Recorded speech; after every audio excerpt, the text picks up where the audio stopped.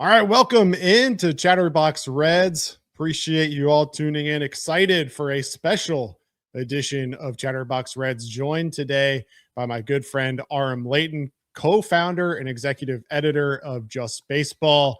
I'm sure you all are very familiar with Just Baseball, but just in case you've been living under a rock, they are a multimedia outlet, fresh coverage, fresh take on baseball coverage, tons of followers across all of social media, tons of videos that they put out, a expanding podcast network.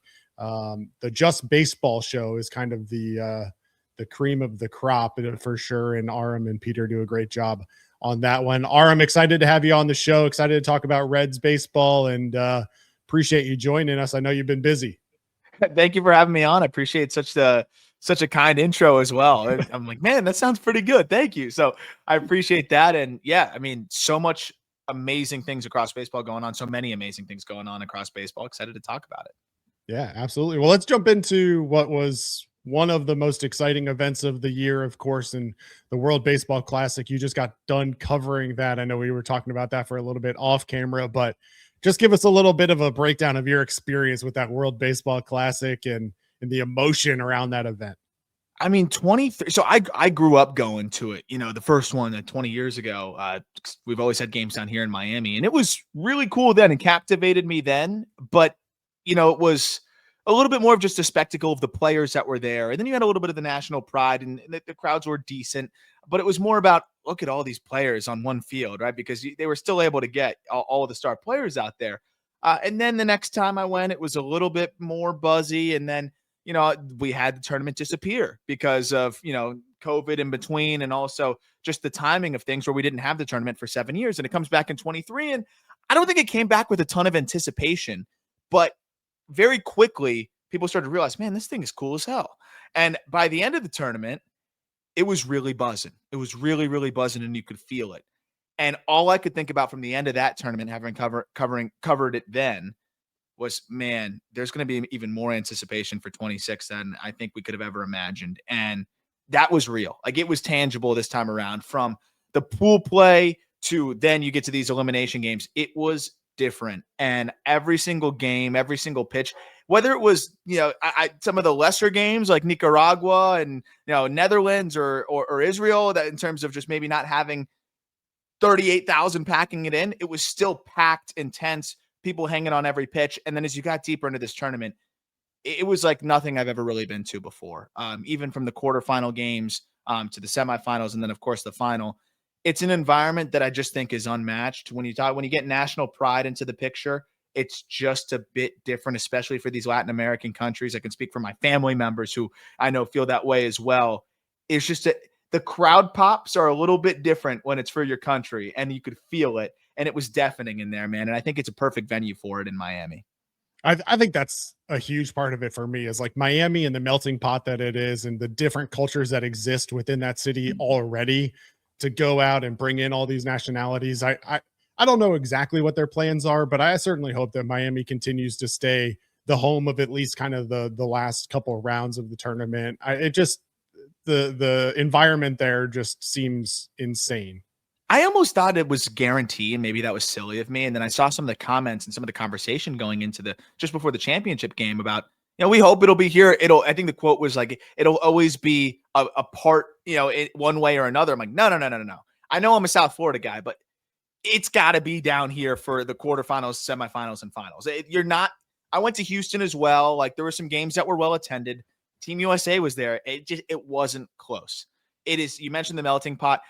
Having grown up down here, I had friends from different countries, like their background, texting me about the Venezuelan game, and then texting me about, every different, the Dominican Republic game. Like, these are people I grew up with. Like, that's just what this environment is. And then also it's very accessible, I think, for a lot of different people to come here and be able to, spend a few days and take in the tournament. I think it's the best place for it to be. And also, I think, Miami can use any of the baseball love that it can get right now. And I think it's just a reminder that, there's a lot of people that love baseball down here. And it was nice to see the stadium full, and it was nice to kind of get some baseball buzz down here, which I think the league should be, incentivized to do as well.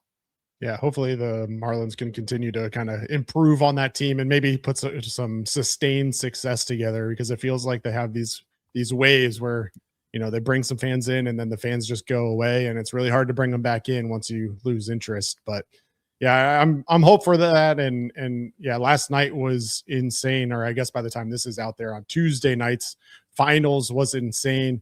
Venezuela pulling out the upset, 3-2 over Team USA. Obviously, as a Reds fan and a Reds podcast, Eugenio Suarez with the game-winning double. You saw the emotion from him, not only when he had the hit, but then afterwards talking about the moment.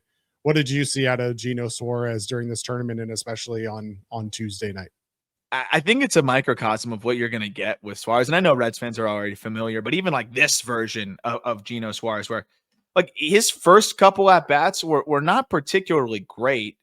He's a guy that will compartmentalize, and every at bat's a fresh start, and he could be 0 for 3 with 3 punchies, and he still got a good chance to go deep in at bat number 4. And I think that was just another one of those examples where he was taking some. I mean, it was really tough at bat, especially for a matchup like him, where you're going against a really unique angle. Nolan McLean sliders working away from you, 2-seamer sinkers running in.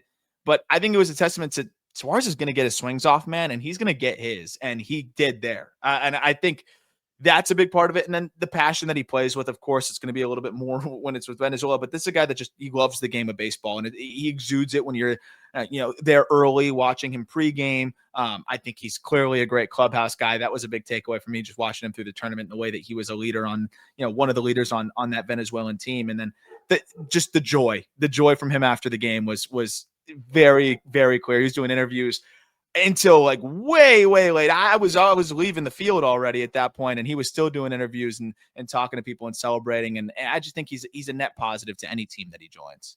Yeah, absolutely. I'm going to be completely honest here, and I'm certainly one of the positive people in the Reds fan base normally, but I think this spring has been one of the most competitive springs for the Reds in a long time. And the depth that they have from a major league talent perspective is probably better than they've had in a really long time. You look at guys like Matt McLean, who are having a bounce back spring after a rough year last year. Ellie De La Cruz is performing up to the level that you hope from him. And obviously the pitching battles are there as well. As we get into this conversation, what's just your overall opinion of the Cincinnati Reds heading into this 2026 season? Chatterbox Reds is brought to you by Sharefax Credit Union. Sharefax is rooted in Cincinnati with 9 branches across the city. Sharefax is a non-for-profit financial institution owned by its members that returns earnings to them through lower fees and better rates in addition to traditional banking options. They have an auto program going on right now offering 1.5% off your qualified rate when you refinance your vehicle with them. Your first payment isn't due for 90 days. Loan subject to membership and credit approval. Restrictions apply. Visit our website for terms and conditions. Go to sharefax.org to apply online or call 513-753-2440. If knee pain or shoulder pain is slowing you down or your performance on the golf course, the pickleball court, or even in the gym, talk to the care team at QC Kinetix Cincinnati about regenerative medicine options. You can learn more at qckinetix.com or call 513-655-3356. I mean, the Hunter Green injury obviously takes a little bit of the wind out of the sails in terms of just like the energy, I guess. But this team is kind of built to be able to accommodate that. And if that's just the one little thing, if it weren't for that, I would say this team has as much buzz, at least in my opinion, and just like the excitement that I feel with them is, any of the kind of not obvious, front running teams that you got because of, like you mentioned, Ellie swinging. Matt McLean is probably the best player in spring training right now. I know it's spring training, but when you have a guy hitting over 500 and has the talent, and it's been the frustrations in the past with McLean, that's going to get you excited. To have Gino kind of fall into your lap, you have the excitement of what is Sal Stewart going to be this year, right? I think there's so many narratives and wrinkles within this team and things that are trending in the right direction. Okay, we got a full season of Chase Burns, assuming he's healthy. Rhett Lauder's healthy. I feel like there's so much excitement and so many positives to point towards that I still feel like this team's being slept on a little bit maybe by the national media. And I'm not just saying that because I'm on a Reds podcast. You look at the rotation and the depth there, and Green's not out for the season, right? They're going to get him back. And then the lineup, like I really feel like if they don't even need Matt McClain to be, what he was in those 89 games his rookie season. If he's a league average hitter with his defense and speed as a complementary piece in this lineup, I feel really good about the rest of the guys holding up their end of the bargain. I really like this Reds team, and I feel like this is as good as I've felt about them going into a season as I have in the last few years, or in a while, actually, that I can think about. Yeah, let's talk about some of those battles that are going on here in this spring training. And we'll start with a couple names that you just mentioned. It was announced on Tuesday. The Reds will go with 6 starters. Now, Tito mentioned that it's not necessarily going to be a 6-man rotation per se, that they'll do some tandem work or whatever they decide is going to make sense, but it's going to be Brandon Williamson, Rhett Lauder, and Chase Burns all making the opening day roster. I know you're high on Lauder and Burns. We've talked about them in the past in other spaces, but just give me an idea of, like, if you're the Reds, how are you managing this rotation, knowing that you're going into the season with 6 starters on the opening day roster, and specifically around Lauder and Burns? What are you doing to manage their loads, knowing that they're coming off of Lauder's injury and Burns just kind of ramping up at this point? Yeah, I think it's interesting, and I don't know, how much they've maybe talked about it or considered it, but I feel like it doesn't have to be a consistent 6-man rotation, but I think there's going to be spots where maybe they're skipping over guys, a turn in the rotation or giving them a couple extra days. And I think that would be smart. Just frankly, I mean, Chase Burns is a guy that you want to have available at the end of the season. And you're going to have some sort of, I don't think it's going to be a fixed restriction, but you're going to be monitoring those innings. Rhett Lauder, you have to monitor those innings after the injuries and what he dealt with last year. So if those are 2 guys that you want to have available late in the year, I mean, the goal is to get back to the postseason and be better, right? And be in an even better position than you were last year. You're going to need both of those guys. I feel like, and even with the history of Lodolo, like, really exciting what he did last year, continuing to try to build on that. I feel like there's got to be some sort of idea of a 6-man rotation here. Now, unfortunately, rotations tend to take care of themselves with the injuries, and you end up, depth turns into, sometimes a weakness very quickly. And all of a sudden you're like, wait, what happened to all that depth we had? Good problem to have. But I think right now, I would love to look at Williamson as, maybe he's a long man is where you stash him right now, but that's a guy that I think should be making starts or piggybacking to help kind of preserve the workload for a lot of these guys, because there's so much talent, but there's also some injury concern, as typically is the case. And these guys need to get built up, especially like a guy like Lauder and Burns. So I would love to see them utilize the depth that they have and give these guys a little bit more runway to be fresher late in the year. It doesn't have to be Dodgers style, like we're talking about, where you IL stash these guys and have them ready to go. But I think there is something to be said about the way that they approach this marathon that is the Major League Baseball season and leverage that. Not every team has the ability to do that, right? Because your 6th guy might be such a drop off from everybody else that you can't even justify it. The way Williamson's throwing, and with him being healthy and the velo being up a little bit, why can't that guy be, a piggyback for an opener or some sort of other opportunity to preserve, the health and workload of some of your other guys? Yeah, I'm on the record at this point that I think that Williamson and Burns, or I even went out and said Burns and Andrew Abbott would be an ideal kind of tandem piggyback pairing, just because of the differences in their approach, right? Obviously, you've got Chase Burns, the fireballing right-hander. Then you've got Williamson and Abbott, who are kind of bringing that lefty, more of a finesse pitching style, right? Like, Abbott's been known to get worn down over the course of a season, so limiting his innings is valuable. Chase Burns, obviously, we want to try and limit him as much as we can. There's a lot of people out there that think Chase Burns ultimately belongs in the bullpen. What's your take on that opinion in terms of Chase Burns and how he, turns into what his career turns into over the course of the next couple of years, and your opinion of him this year and what a ceiling might look like for him? So out of the draft, I had some concerns that, there was some reliever risk there just because of the high effort delivery and, would the third pitch be there as consistently as maybe you want it to be? I think if you don't reassess, especially with rookie pitchers and talented arms like that, very quickly and adjust and look at the data, I think you're doing yourself a disservice as an analyst, but also just even as a fan. I think it's short-sighted to say that guy should move to the bullpen. I think he proved just about in every which way that he has the ability to be a big league starter for a long time. Now, the one concern would just be health and being able to handle the workload. But I think he also showed a lot of positive signs in that regard. If you combine the minor leagues and the major league with the major leagues last year, I mean, overall strike rate of 67%. And I know the changeup wasn't a pitch that he mixed in a ton, but even at 8% usage, he threw 130 changeups last year, 89 of them for strikes. That's way better than I was expecting it to be out of the draft. And then the fastball slider combination is so freaking dominant that this is a guy that can go 2-pitch heavy and turn over lineups multiple times. If that changeup is just good enough to be a show me pitch, which I think it clearly has become, that's all he really needs, because that fastball is elite and the breaking ball is elite. And again, the command is way better than I thought it would be. So this is a guy whose upside is Cy Young contender.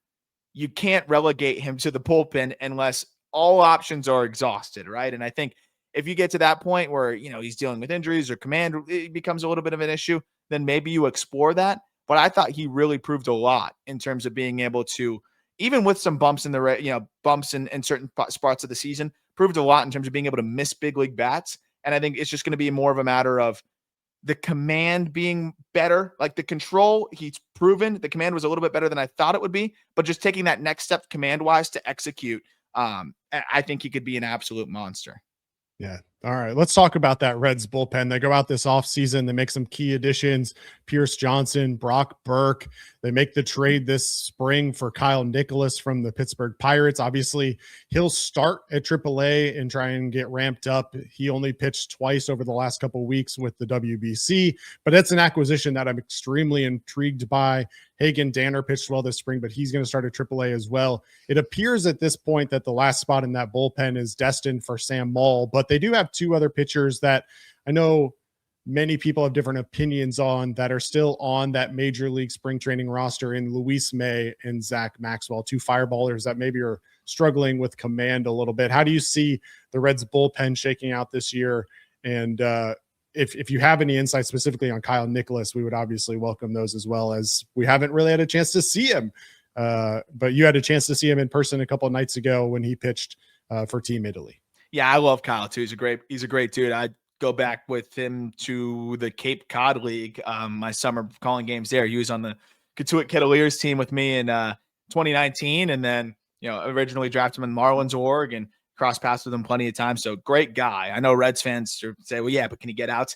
Yes, I think the stuff is good, man. I mean, we saw that fastball average 98, and then it's a pair of breaking balls that are effective. The slider's a plus pitch, and the curveball is a solid pitch he mixes in. It really just came down to command and execution for him last year. And I think anytime you get a chance to add a stuffy guy to the bullpen when you're trading from, just depth and field depth, really, or utility depth, you take that shot any day of the week. But it's a fastball that sits in the upper 90s with a pair of breaking balls that are impressive. And I think that slider at 90, that can be a good pitch. So if a change of scenery can help with him just potentially executing a little bit better, I think Nicholas has exciting stuff that is absolutely capable of being in a big league bullpen. And I think with the Reds, look, like they definitely did a decent job of addressing the bullpen. But I think if you look at this team and say, where's the area that could do them in? I think that it would be the bullpen having, maybe a calamity if things go wrong, like just a few different guys not performing the way that you hope. And maybe Pagan takes a step back after such a great year. Maybe Tony Santillan doesn't quite do what he did last year. But the only way to counteract that, if you're not going to go sign a big ticket guy, which wouldn't make sense for this team, is just put more irons in the fire, right? As many irons in the fire as you possibly can. And I think they did that with some of the acquisitions. And then even some of the guys in AAA, as you mentioned, like Maxwell, if he's anywhere near the zone, the stuff's going to play. Same with Luis May, same with Kyle Nicholas as well. Like, put as many irons in the fire there and ride the hot hands. And I think the Reds have done a good job of that, where you have a lot of different options. If a guy isn't working, you can bring up another guy that has the upside to be able to hold a bullpen spot. Yeah, absolutely. And there's one other position battle playing out here for the Reds as spring training starts to kind of wind down. And that's really that last outfield / position player battle. Dane Meyer seems like a roster lock at this point, but obviously he was an acquisition from the Marlins, so Reds fans may not have a ton of exposure to him. You're down there in Florida. Yeah. What do Reds fans need to know about Dane Myers? Dane's a really talented athlete, and his story is really unique because he was drafted initially as a pitcher by the Tigers, out of Rice. He did both at Rice and dealt with some arm issues. The velo just cratered, and then during the COVID season, or not non-season, I should say, in the minor leagues, he was a little bit worried about potentially being released. And the Tigers had actually approached him, I think, a little bit before that about, potentially just focusing on hitting. And he said, sure, I'll try it, but didn't really get the opportunity to do that with the COVID season or season lost, and then gets a chance to do it a little bit more and showed some decent things and enough for the Marlins to take him in the minor league Rule 5. So when you look at Dan Myers and say, oh, he's like, 30 years old, what are we going to expect from him? He didn't really get an opportunity to fully hit until his later 20s, and then started to really hit in the Marlins org and proved his way with the defensive ability, and then getting up to the big leagues and had some success. It's an unorthodox hitting style that can result in him getting a little bit lungy. And so when he's out of rhythm, he goes cold over stretches. And that's kind of what happened to him last year, where it was really frustrating. But he's a plus runner. He's a plus defender in center field. And he can hit the crap out of the ball raw power-wise. And he hits lefties really well historically. I think he focused most of this offseason to try to close the gaps on the swing. He's a guy, when he's hot, he's going to absolutely torch the ball in Great American Ballpark. But if he's just looked at as a short platoon guy that can go plug in and play good defense, and he is really effective on the base paths, really aggressive there, I think that was a great get for them to add to the bench and add some athleticism to this team. Yeah. It was announced on Tuesday that Will Benson had officially made the team. Obviously, a lot of Reds fans love Will Benson and a lot of Reds fans hate Will Benson. But what it did is it left one spot on the roster, and there's 3 names really that seem to jump out as contenders for that final spot at this point. It's Nate Lowe, it's JJ Bleday, and Rhys Hines has played his way into that conversation, even though if you would have told me that a month and a half ago, I probably would have thought that you were crazy that Rhys Hines would even be in conversation for a spot on the opening day roster. We saw his meteoric start to his career with that opening week that he had a couple years ago, but since then has struggled at the major league level. But he's really taken off this spring as well. As you look at this final challenge for the Reds to fill out their roster, and Nate Lowe, JJ Bleday, and Rhys Hines, what are you looking at, and what are you thinking how that plays out, I guess, in the end? I think Bleday, the value proposition is just a little bit higher, in my opinion, of like what he could be. I think you saw it 2 years ago where he was, a 3-win player and hit 20 home runs for the Athletics. And that was in the old stadium where it's not that easy to go yard there. Just ran into some trouble last year, but it wasn't like he was completely terrible. It was a 90 WRC plus, so he's 10% below league average, and he still hit 14 homers in 98 games. Just the roster got a lot better, and he got squeezed out a little bit. Also, for whatever reason, they continued to run him out in center field. The guy's not a center fielder. Now, he can play there in a pinch, if you need it to fill in. But I think that was affecting him a little bit too. He's terrible out there. So, like, over a large sample, it's just not going to grade out well. Again, you can hide him there to late game replacement, whatever it may be. But I think him playing in a corner is probably going to be better for him. And I think his power, it's always been average power that he maximizes, I think, by his batted ball angles. He's going to play up really well. Those types of guys tend to translate well in Great American. And I just think the floor is higher with him. Like, I think we saw the worst of him last year, which again was still just 10% below league average hitter with not regular at bats and playing a position he shouldn't really be playing that much until Denzel Clark took over. If he's playing a corner and you're not really ever putting him against lefties, which he's never really been good against historically, so he's taking the bulk of the platoon, I think that's a guy that could be a 115 WRC plus and be productive for you. And I just think the floor is higher, and I think the ceiling is just as high as some of these other options as well, if not higher. Yeah, it's interesting because you mentioned center field. TJ Friedel obviously seems like a lock to be the everyday center fielder, but between Dane Myers and even Noelvi Marte, who's gotten some play in center field over the course of this spring, it seems as if there's enough depth where JJ Bleday can kind of be left in the corner and not have to play center field, and you can just allow him to be a bat and a okay defender and just do his job. And the downside to Lowe, obviously, is he just doesn't fit anywhere defensively. Rhys Hines would fit, but there's no downside to just letting him continue to get better and get confidence at AAA and allows to JJ Bleday to just see what he can do. So I like that play, but it'll be interesting to see how that plays out. Lowe, obviously a long career, steady career.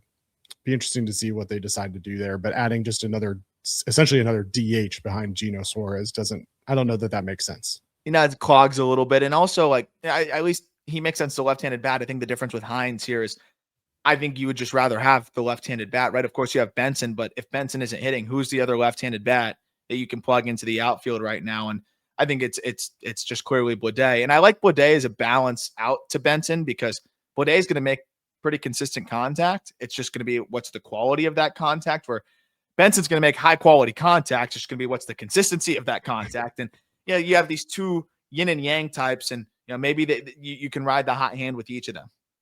Yeah, I love that. All right, Thursday night. And Aram, is it safe to say, maybe this is just my outsider's opinion, is prospects your passion? Yeah, it is. Okay. I think player evaluation, and the scouting reports and just that side of things has just always been what I love the most. Being able to sit down now with the player development folks from teams and talk about these guys and identify the trends, and it's like a puzzle you'll never fully solve. And I think that's what just keeps me going and makes it really fun. Don't get me wrong, I love talking about the big leagues and analyzing the big leagues, but those guys are all freaking good. You've already figured it all out, right? Trying to figure out which of these guys are big leaguers, how good they're going to be, what role they're going to fill.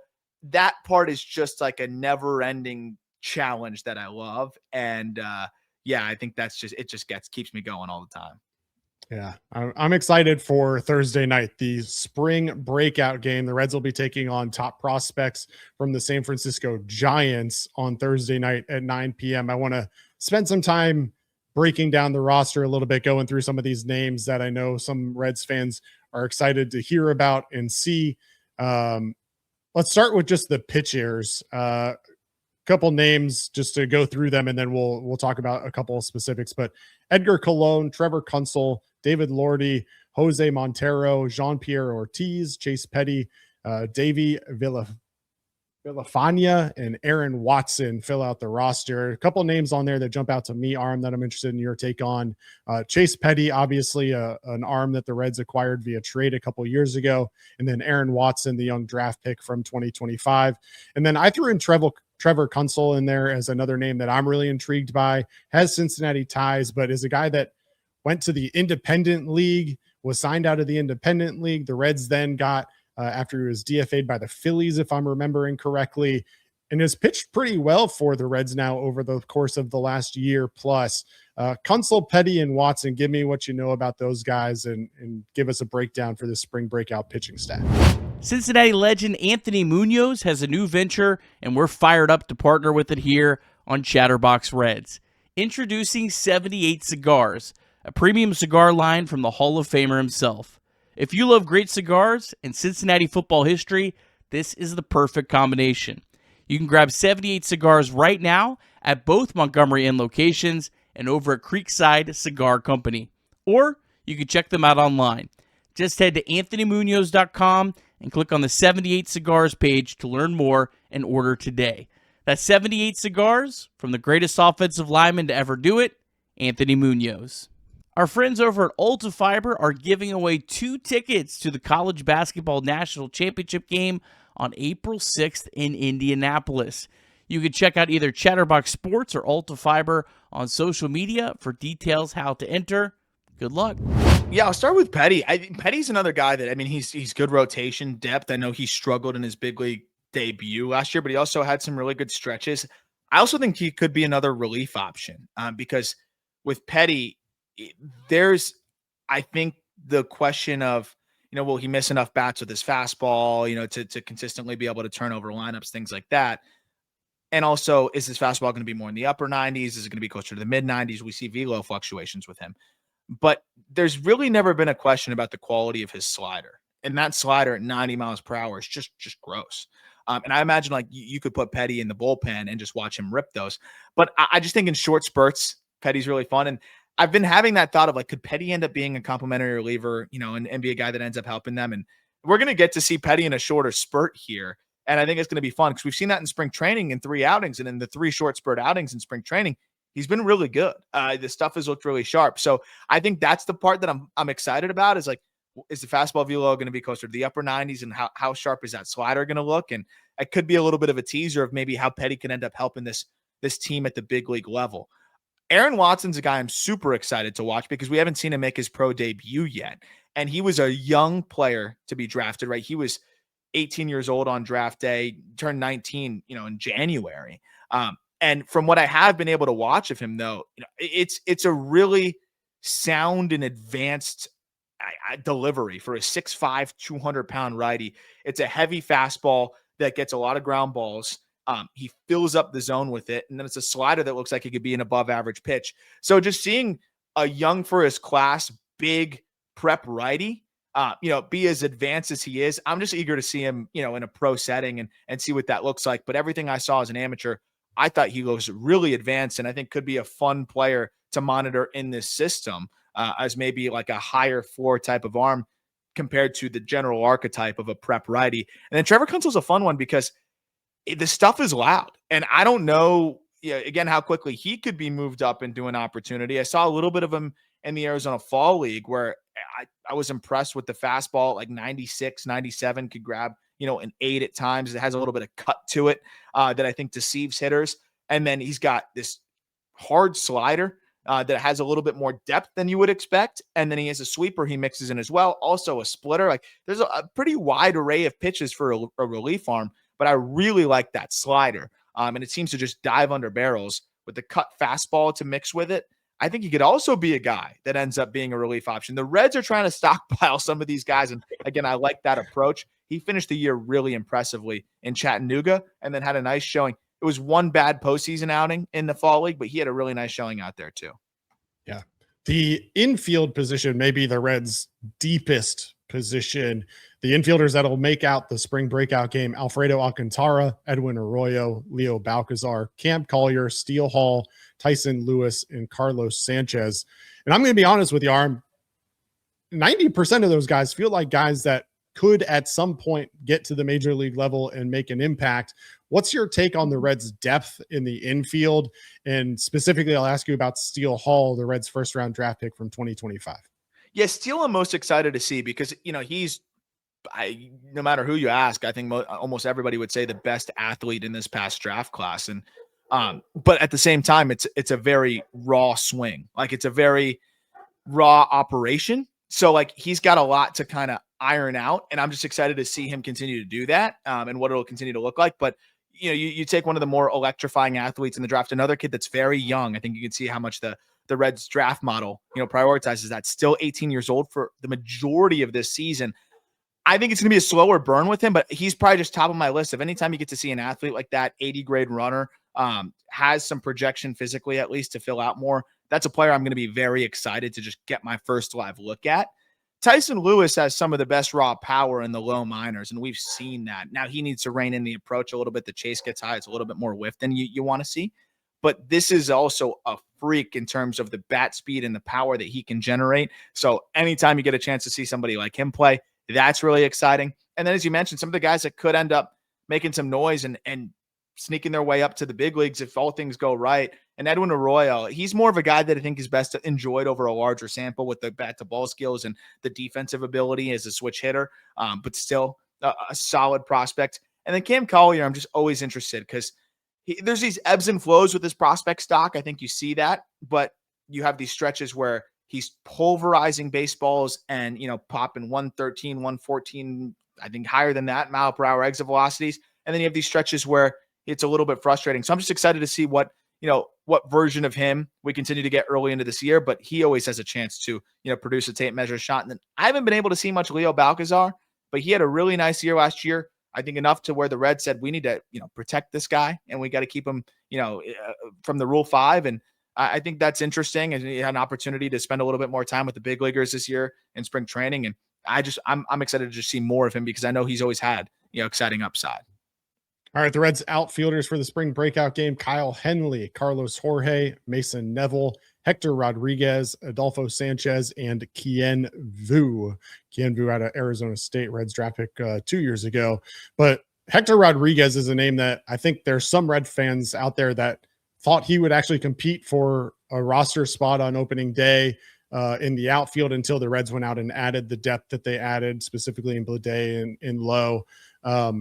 Give me a general overview of the Reds outfield and maybe anything you know about Hector Rodriguez specifically. Yeah, Hector's interesting because I think there's no question about the talent that he has with the bat. It's impressive bat speed.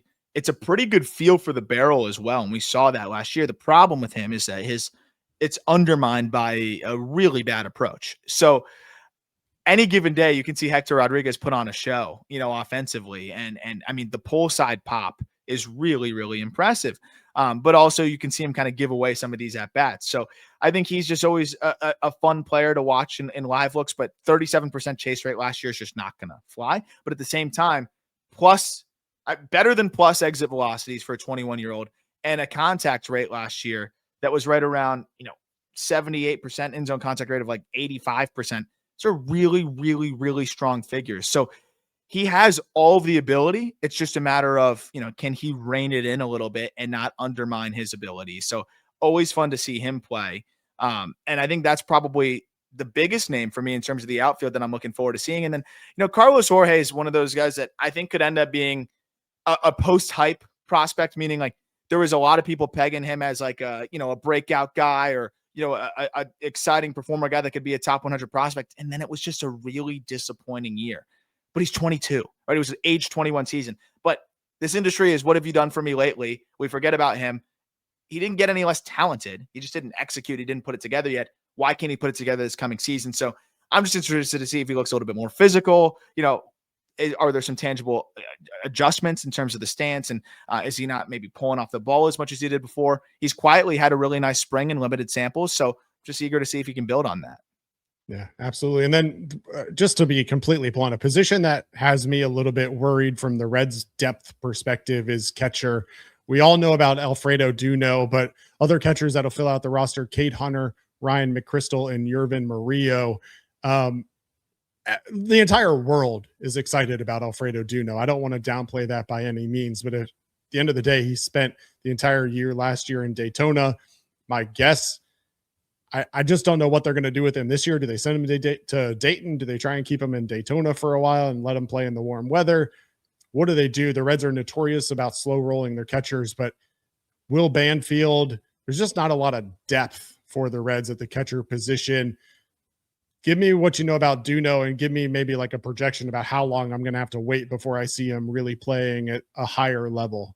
So what I am excited about with Duno, like I think it's fair to say like, okay, how long will this take? And I think he gets to high A this coming season. And then, we'll see how quickly he can get out from there. But, I think the injuries early in his career kind of limited, how aggressively they could push him, where he lost out on a lot of catching reps because of his shoulder issue at the DSL. And then, dealt with a little bit of an issue after that. But full healthy season for the most part was huge. And then followed that up with the AFL, which I know was a little bit turbulent, but he was one of the youngest guys out there catching still. I get a chance to talk to him out there in the AFL. The thing that really works in his favor, and I think what will inspire the Reds to maybe push him a little bit more aggressively, knowing that they don't have the depth, is the makeup. I mean, he is already so ahead of his peers in terms of like learning English and making that a priority for him. His English is already great. I thought, I was joking with him, I wanted to practice my Spanish for the interview, and he goes, "No, I want to practice my English." I was like, "Your English is actually better than my Spanish." So that's what we did, and I thought that was so impressive at 19 years old to already be there. I think says a lot. And then you see the way he goes about his business. You hear some of the things that his coaches were talking about when I got a chance to pick their brains, and people rave about Duno, the person, and the way that he goes about his business.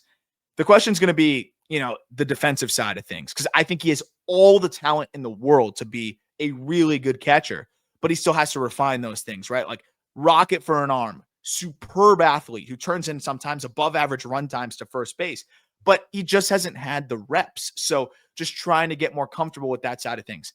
But he could have been working that, and I would be expecting that he worked on that all off season, including in the fall league. And if he shows some signs of life where you're seeing just a ton of progress there, maybe they start pushing him more aggressively, because on the offensive side of things, look, he's going to whiff a little bit, but he hedges that with an elite approach, which again, I think is a testament to how advanced he is of a baseball player. I think he chased like 15% of the time last year.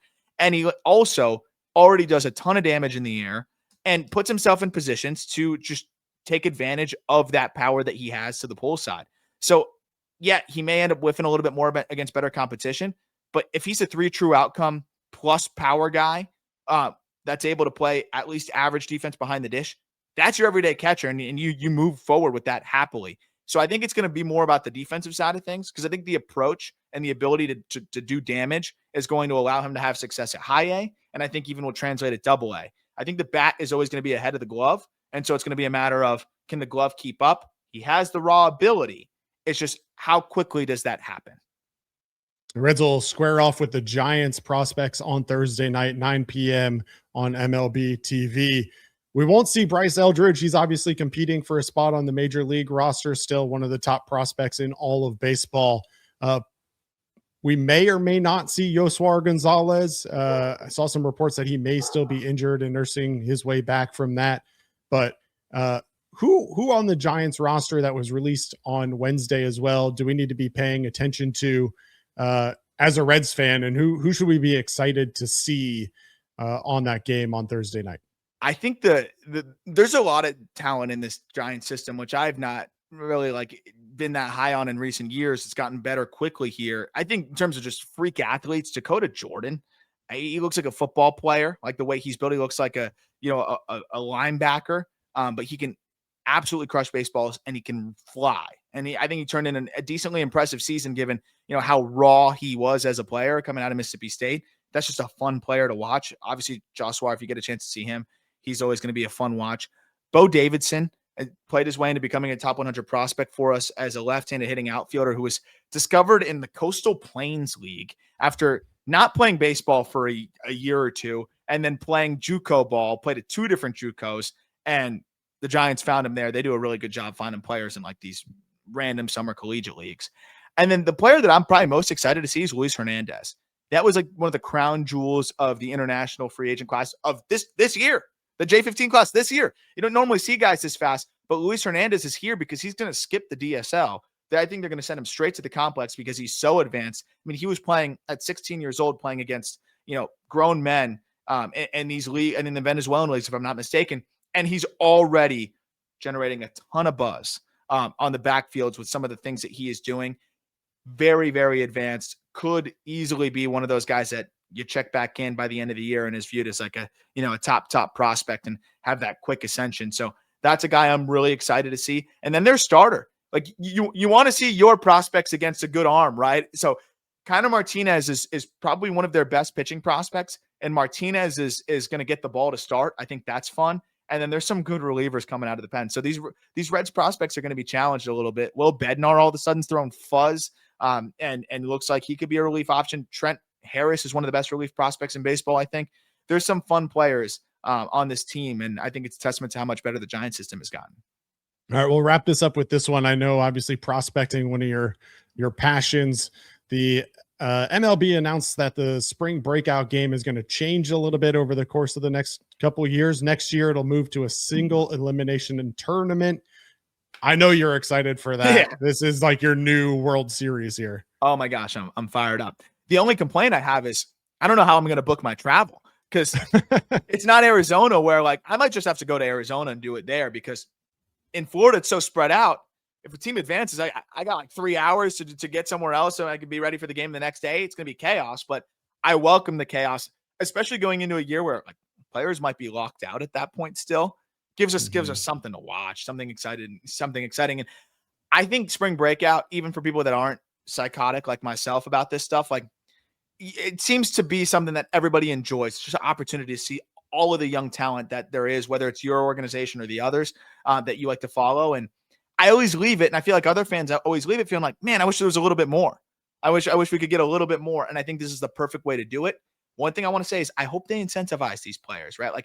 Not because they need it to play hard. They do. They're young. They have pride in their orgs and things like that. But if you're going to make it a tournament, and presumably to get more eyeballs on it, look, these guys, when they get a card signing deal, that changes their month, the money that they can get from Topps. Give them a little bit of a check if they win it all. It can change, the season and give these guys a little bit of a cushion going into it. I hope that's what they do on top of that. But I am so excited for the tournament. And I think it's going to allow fans to really dial into something when at a time where, especially this coming year, where we don't know what the hell is going to be going on. Yeah, I love it. I love that idea a lot. All right, Aram, tell our viewers where they can find you, justbaseball.com, obviously, but about your podcast and your video, your YouTube. Yeah, we're working on all the team top prospect lists right now. Of course, the top 100 came out not too long ago, but we'll soon have the Reds top prospects list out, hopefully in the coming weeks as we continue to put those out. You can find that at justbaseball.com, and you can hear us talk about that on the Call Up podcast and then the Just Baseball show. We were just doing our breakout picks for the National League. I did take Matt McClain, not just because of spring training, tangible mechanic adjustment. I think it's going to help him. So we're talking about that and getting you all primed up for the regular season as well. And then follow us on socials at Just Baseball Media, and we'll keep you up to date with everything going on. Appreciate you having me on, man. Absolutely. Appreciate you joining us and sharing your time with us as always. Good friend, Aram Leighton. Thanks so much. And that'll do it for Chatterbox Reds. Appreciate you tuning in. As always, subscribe to the channel. Follow us on social media at CBox Sports as well. For Aram Leighton, I'm Craig Sandlin. This has been Chatterbox Reds. Until next time, everybody, go Reds.